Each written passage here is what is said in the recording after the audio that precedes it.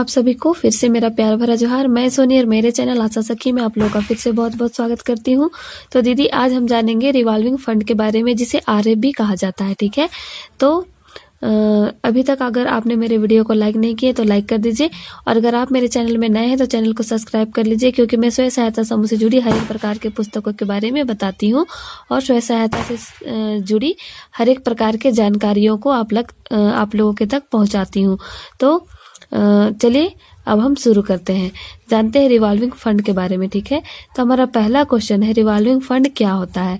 तो दीदी revolving fund क्या होता है? रिवॉल्विंग फंड सरकार द्वारा आयोजित किया जाता है। ठीक है, रिवॉल्विंग फंड जो है वो सरकार द्वारा आयोजित किया जाता है, और ये क्या है, समूह को दिया जाता है। ठीक है, जब महिलाओं को मिला के एक समूह बनाया जाता है तो उस समूह में इस फंड को दिया जाता है। अब है हमारा दूसरा, रिवॉल्विंग फंड किसे मिलता है। तो ये रिवॉल्विंग फंड किसे मिलता है? जब कई महिलाओं को मिला के एक समूह बनाया जाता है, स्वयं सहायता समूह, तो उस समूह को मिलता है। ठीक है, तो हमारा उत्तर क्या हो जाएगा? रिवॉल्विंग फंड स्वयं सहायता समूह को मिलता है। ठीक है, ये कोई विशेष महिला को नहीं मिलेगा, ये समूह के नाम से मिलेगा। ठीक है, ये हो गया हमारा।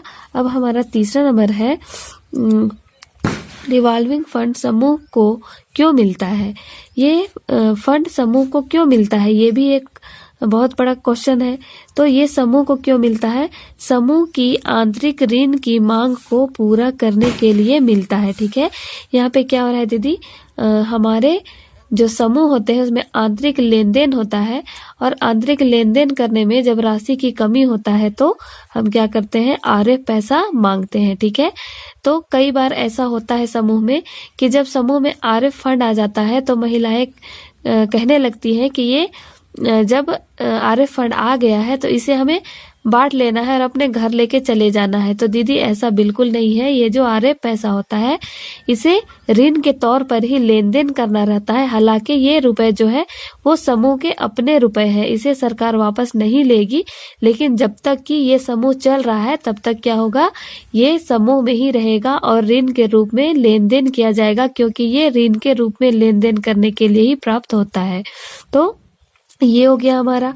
अब चलिए हम जानते हैं कि रिवॉल्विंग फंड अगर हमारे समूह को लेना है तो हम कैसे लेंगे, हम किस प्रकार से प्रस्ताव बनाएंगे, इसको चलिए देख लेते हैं।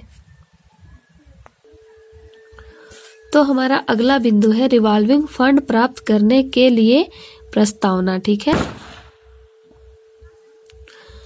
तो हमारे समूह को अगर रिवॉल्विंग फंड चाहिए तो हमें क्या करना पड़ेगा, जो हमारा बैठक प्रस्ताव पुस्तक होता है उसमें प्रस्ताव लिखना पड़ता है और सभी दीदियों का हस्ताक्षर होता है, और इसे हम अपने ब्लॉक में जमा करते हैं, तभी हमारे समूह में रिवॉल्विंग फंड आता है। ठीक है, तो हमारा चौथा बिंदु क्या है, रिवॉल्विंग फंड प्राप्त करने के लिए प्रस्तावना।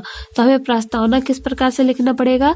सबसे पहले हम लिखेंगे विषय में लिखेंगे रिवॉल्विंग फंड प्राप्त करने हेतु, फिर महाशय, उपयुक्त विषय के संबंध में निवेदन है कि हमारे जो समूह में 10 महिला मिलकर स्वयं सहायता समूह चलाते हैं। ठीक है, और जिसका नाम, जो आपका समूह है वो नाम लिख देंगे। यहाँ मैं अपने समूह का नाम लिखी हूँ, मेरे समूह का नाम है आशा सखी मंडल, तो मैं लिख दी हूँ कि जिसका नाम आशा सखी मंडल है। समूह का गठन कितने तारीख को हुआ है? 30 तारीख 5वां महीना 2020 को किया गया है। हम अपनी साप्ताहिक बैठक में 20 रुपए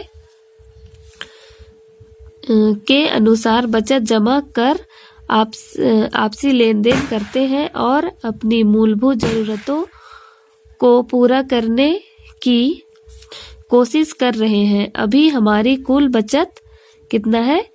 10,000 है। ठीक है, और हमें अपनी आंतरिक ऋण की मांग को पूरा करने के लिए कुछ और राशि निधि की आवश्यकता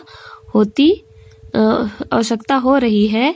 अतः आपसे नम्र निवेदन है कि रिवॉल्विंग फंड के अंतर्गत कुल 15,000 रुपए, उसको हम देवनागरी में भी लिख देंगे 15,000 रुपए राशि उपलब्ध कराने की कृपा करें, और फिर लास्ट में सदस्यों का हस्ताक्षर यहाँ क्रमबद्ध प्रकार से यहाँ से नीचे की ओर सभी दीदियों का हस्ताक्षर होगा। जो 10 दीदियां हैं सभी दीदियों का हस्ताक्षर होगा, ठीक है।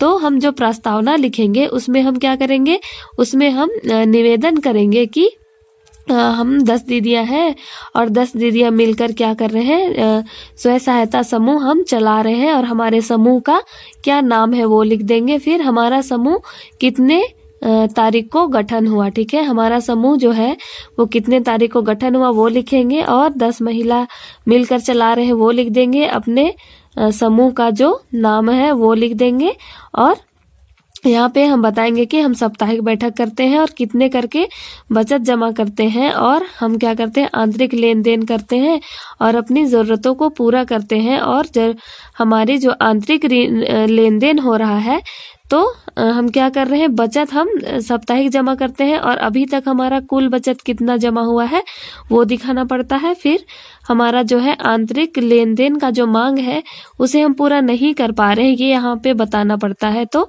हमारे जो आंतरिक ऋण है उसको पूरा करने के लिए आप जो है क्या कीजिए, हमारे समूह की आवश्यकता को पूरी कीजिए और जो रिवॉल्विंग फंड के अंतर्गत में जो आता है 15,000 रुपया उसे हमारे समूह को दीजिए, प्रदान कीजिए, ठीक है। इस प्रकार से हमारा जो रिवॉल्विंग फंड का प्रस्तावना होता है वो इस प्रकार से लिखाता है।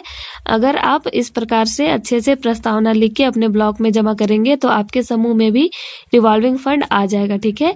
तो दीदी आप लोगों को इस वीडियो से बहुत कुछ सीखने के लिए मिला होगा।